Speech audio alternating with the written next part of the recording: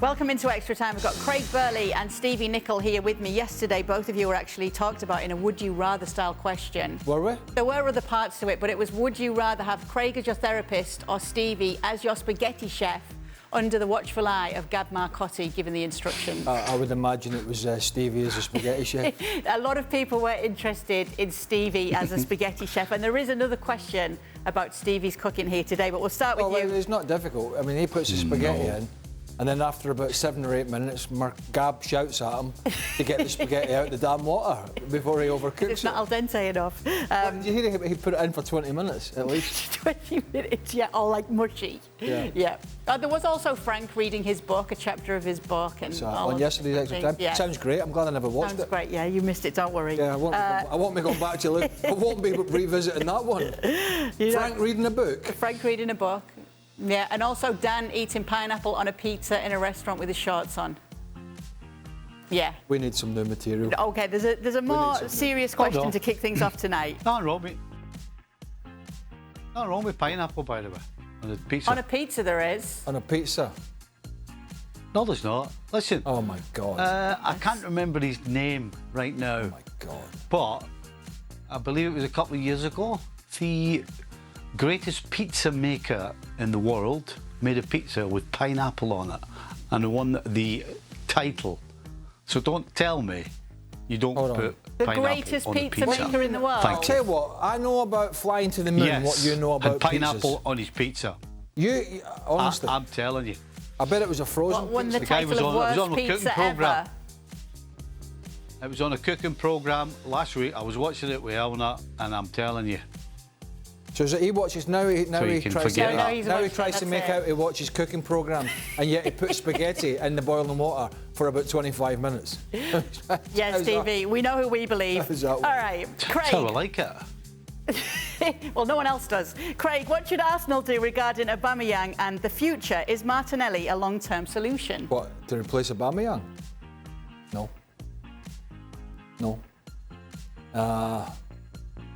I see Martinelli as somebody who comes off the bench now and again. I know he started. He came off the bench in the last game I saw at the Emirates. I can't remember who it was for. Newcastle. Newcastle. He come on for Saka, I think, looked lively. Started in this game. He's quick, very, very quick.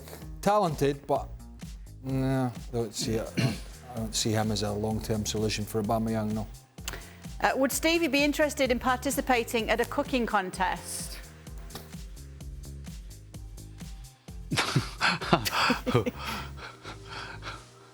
Not if it was a serious cooking competition, no. You kidding? If I can use a microwave, then yeah. So I guess that's a big no. Let's cut these cooking questions out. He can't cook. Right. Right. There's a reason his missus leaves him 21 meals frozen when she goes away for 3 weeks. He can make beans on toast. That's not, yeah. OK, well, he was having trouble with his fried eggs the last time. Yeah, I remember that. Poor Stevie. It's a good job you've got Eleanor, Stevie. How can you be that daft? What, to like pineapple on a pizza? I know. I'm with you. Craig, if Manchester United gets it together now, do you think they can still squeeze into the top three and put themselves back in a good position for the title run? What title run? 3? No. No, they're hedging the bets for the top 4. No, unless Liverpool, City and Chelsea completely capitulate, all 3 of them. Maybe one of them will fall away at some point, maybe, at best. No. I mean, they should get in the top 4, as in 4th. Yeah, but not the top 3. No. It feels like that's another big fat no from you as well, Stevie Nicol. Big 0, no chance, nada, anything you want to throw in. This is for both of you. What's the weirdest corner tactic you have used or played against in your playing days? I'll start with you, Craig. Weirdest corner tactic? I don't think I've used any. No? I remember Dennis Wise kicking the corner flag at Hillsborough, actually, Stevie's old club. Stevie I think he'd left then. We played Sheffield Wednesday in the mid-90s, 96 maybe, and Wisey kicked the corner flag. But it wasn't a tactic.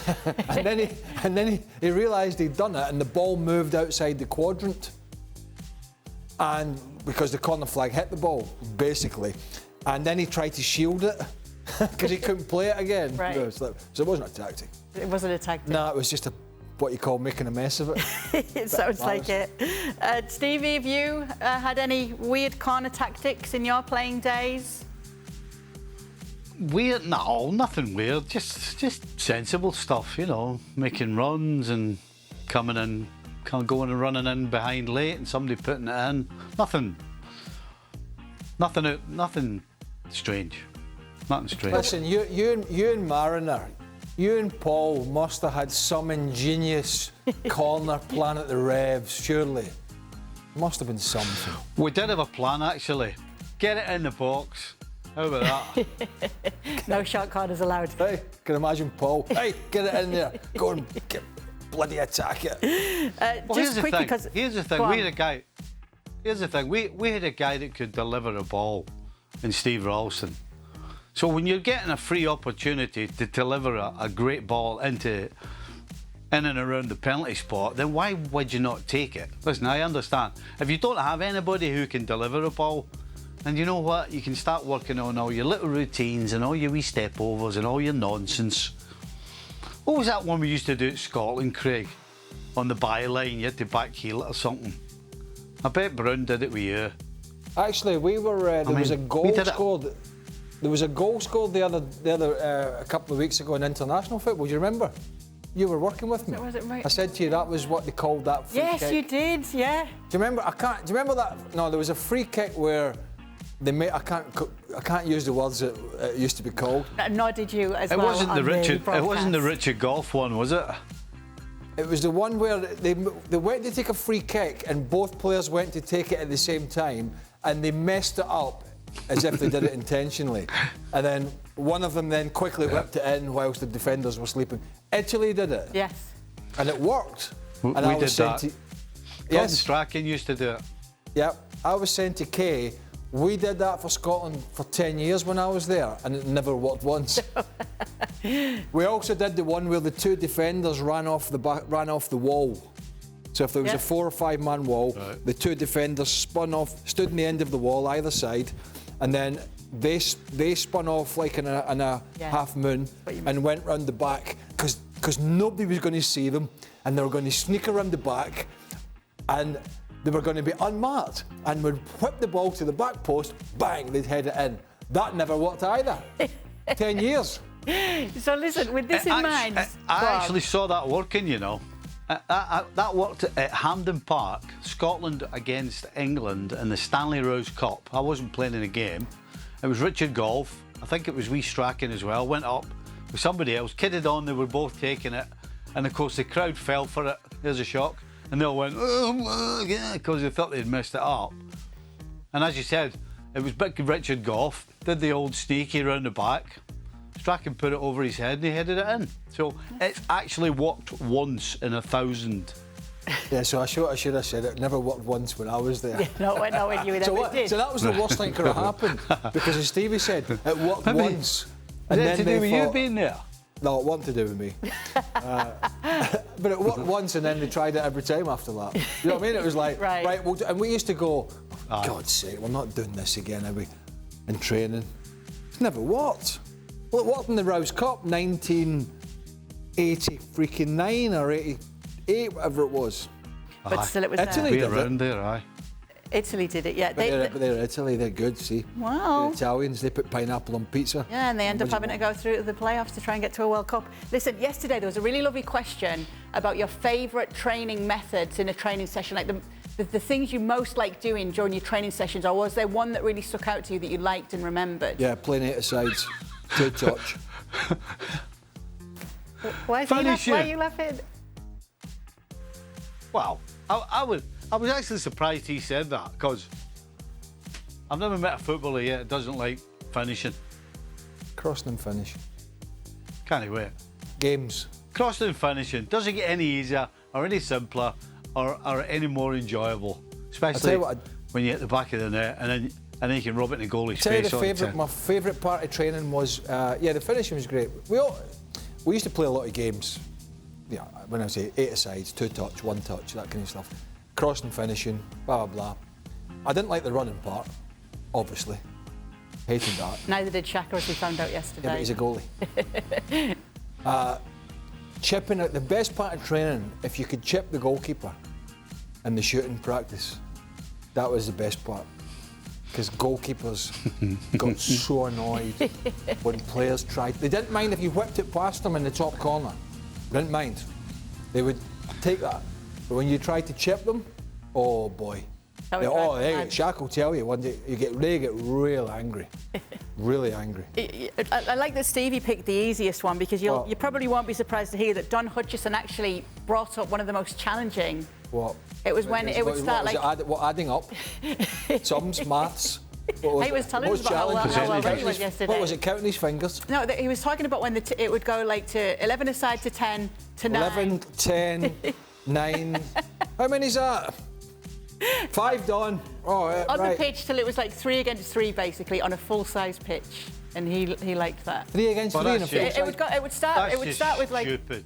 That's hold on. That was his most. It started 11 v 11. It would be like 11 v 11, and then they'd take a player out each time training? until it was like 3 against 3. No. Never. I've never in all my because that happens all the time, doesn't it? On all my days, I've never seen that been done. Well, it was Don's favourite. Don's favourite? Don, it's 3 against 3 now. How many is that? If you could bring one modern-day football rule to your playing days and implement it, what rule would it be? If you could bring one modern-day football rule to your playing days and implement it, what rule would it be and why? Easy, says Stevie. VAR. You have no idea the number of goals that were so clearly offside and the number of penalties that were given that were not even close to penalties, and so many decisions by complete and utter incompetence. I mean, you've got to remember, referees and linesmen weren't full-time when I started. And so, as you can imagine, I guess it's not their fault, but some of the things that were given or not given were just unbelievable. You talk about guessing. So I 100% would have VAR. 100%. What about you, Craig? Yeah, probably, yeah. Because I remember going nuts at referees for penalty decisions that I knew players had conned. But that was just a referee had to make a call, you know what I mean, on somebody just falling over, you know, with a grappling or whatever.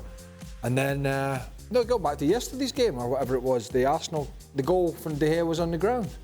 You know, it got cleaned up because VAR said to Martin Atkinson, look, one of his own players stood on him and he wasn't injured. I couldn't believe the questioning after the game, by the way, by reporters. Somebody said to some Man United players, do you think the goal should have stood? I'm like, what? Do you mean legally, the goal was good. Of course it should have stood. Do you think the goal should have stood? No, we should have chopped it off because, we felt a bit sorry for David De Gea. I was lying down on the floor. We're not having a really good time at the moment. Just sacked Solskjaer, got a new manager in. People keep beating us. Yeah, I think they should have let us, just take the free kick. So VAR cleans even though VAR cleans these things up, we still have people asking stupid questions. But yeah, VAR is cleaning up a lot of these things. And VAR, there you go, unanimous. Should that goal have stood? It's not a question because it's not a debate. You know what I mean? Right. But you both agreed on VAR, though. What? Being something that you'd implement. Yeah, I couldn't think of anything else. Yeah, well, you don't agree on pineapple on a pizza. Well, clearly. Yeah, and I side with you on that one, Craig. Would he put pineapple on his shepherd's pie? I'm going to get the evidence. That's yeah, fine. go and get the evidence. I'll find the out greatest pizza chef in the world. All right, then. Okay, anyway, thank you. You took advice from him in a restaurant recently? You took advice from the oh, yeah, corn in the shepherd's pie. All right. I can't believe you went out for a meal with your Italian other half and he had shepherd's pie. Oh, he loves all the English dishes. What's that? Because Italian food's not good? Well, Italian food's good, but we eat a lot of it. All right. So and we got lots of English chocolate today, and he definitely likes that. So he went for the shepherd's pie. Yeah, I might bring some in. So he really is. He's just he's a meat and tatties kind of guy. Meat and tatties kind of guy. Anyway, thanks so much for your questions. That's the Teesside coming out. Teesside aggro. Chill today. Thanks so much for sending your questions in for extra time. Don't forget, tune in every single day for ESPN FC. Well, thank you very much for watching ESPN on YouTube. For more sports highlights and analysis, be sure to download the ESPN app. And for live streaming, premium content, and let's not forget as well, ESPN FC 7 days a week. Subscribe to ESPN+.